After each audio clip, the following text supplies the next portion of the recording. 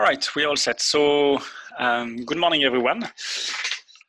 Today, before we start, as usual, I would like to introduce you to a very nice book.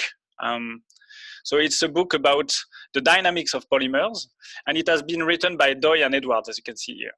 Okay, so the collection is Oxford Publications, and it's a pretty thick book. So here, it's a book about all the dynamical aspects that we haven't treated so far because we were focusing on statistics at equilibrium. And now you have all the dynamics and flows inside.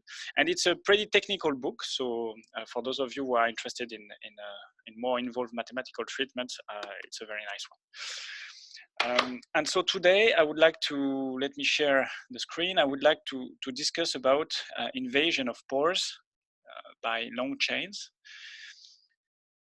Let me share this one. All right. So what I would like to discuss is, here we go.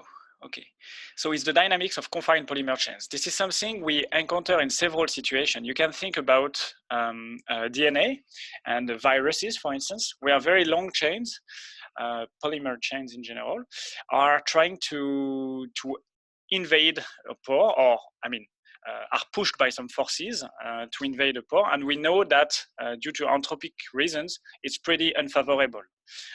We discussed that extensively in the Schrödinger tutorial, where we saw that the probability of having a chain which is very confined decays abruptly with the confinement. So we discussed that extensively, but we know that now probably a chain itself, a very long polymer chain, will not enter a pore spontaneously, and that you need an external driving. So in the cell, it can be an osmotic pressure, for instance, that pushes you either inside or outside. But there are also engineering applications, despite the fact that we are trying to find other sources of energy. Oil remains one of the important ones today. And the problem with oil is that typically to extract it, what you do is that you put a big pipe into the soil where you know that there is a reservoir full of oil, and then you push very dramatically water inside, and somewhere else you have the oil which is pushed by the water that goes out, and you have those famous jets of oil. This is very good to extract the first tenths of percent of the reservoir, but then at some point you're left with oil which is on the rocks, really like films, that is very difficult to extract. And moreover, you remember probably the Staffman-Taylor instability from your fluid dynamic courses. Well, if you have a very low viscosity fluid that is pushing a very high viscosity one, then you start to have digitation and an instability of the front. It's called the Staffman-Taylor instability, which means that you are not able to push all of the viscous fluid with a low viscosity one. And so you have pockets that are left behind. And this is one of the main problems in the oil recovery today, the Staffman-Taylor instability. So to compensate that, a strategy has been to increase the viscosity of the water that you push inside the soil.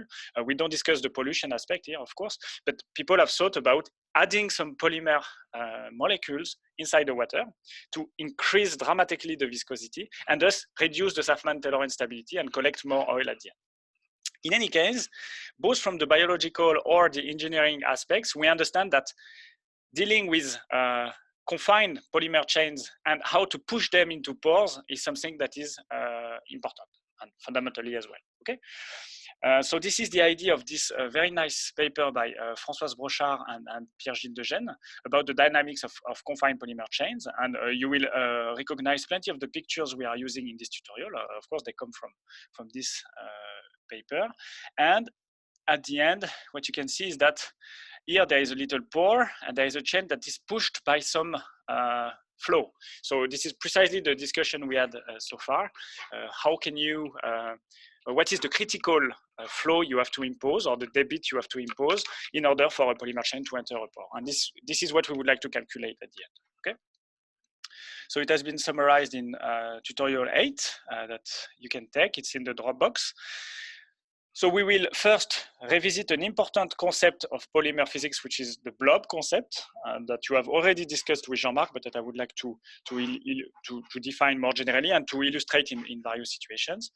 We will in particular apply it to study a very similar problem, which is the chain under traction, because if you take a chain and pull on it, you will elongate it, and it's pretty much the same geometry as when a chain enters a pore. So we have the same phenomenology.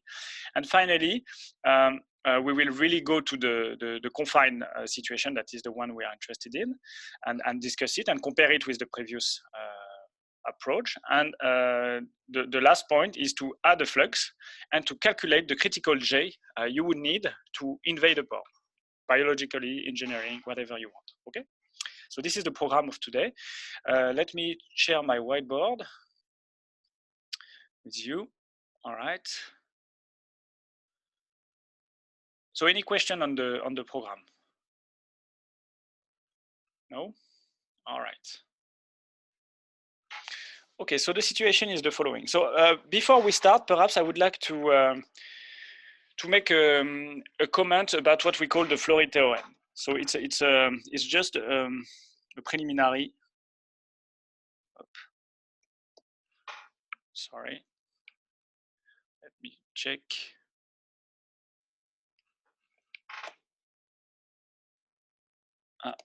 My pen is not working anymore. Let me see. Perhaps a problem of connection here. Okay, let me give me 2 minutes. I will just restart the tablet. That will be bad. All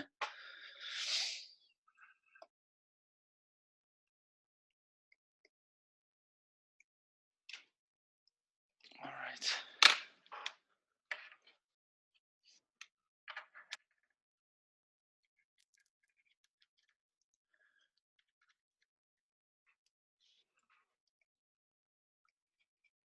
Can you see it moving? No, it doesn't work.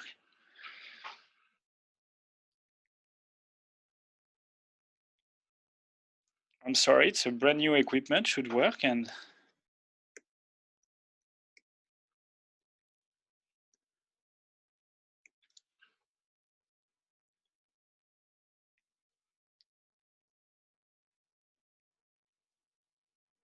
all right, let me come back. I will try to repair it now. So let's take a 5-minute break, if you don't mind. I'm sorry about that. It's annoying. Let's do just a break now.